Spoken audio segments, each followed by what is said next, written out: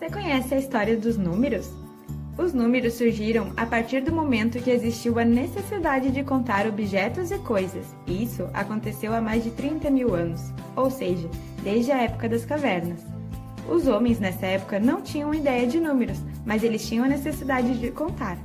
Assim, quando os homens iam pescar ou caçar, levavam consigo pedaços de ossos ou de madeira. Para cada animal ou fruto capturado, o homem fazia no osso ou no pedaço de madeira um risco. As marcas e desenhos nas paredes das cavernas nos confirmam estes fatos.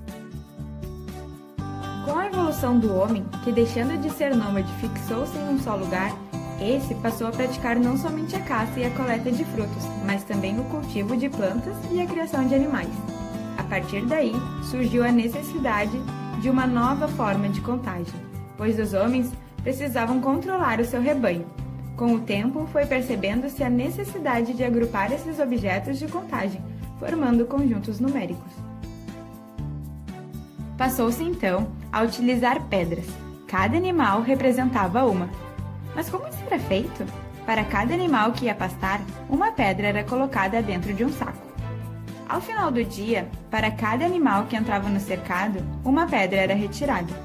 Assim, era possível manter o controle e saber se algum animal havia sido comido por outro animal selvagem ou apenas sido perdido.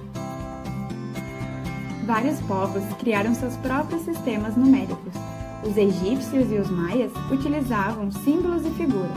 Os gregos e hebreus utilizavam letras para contagem. Tinha também os chineses e os indo-arábicos, entre outros que tinham sua própria forma de representar.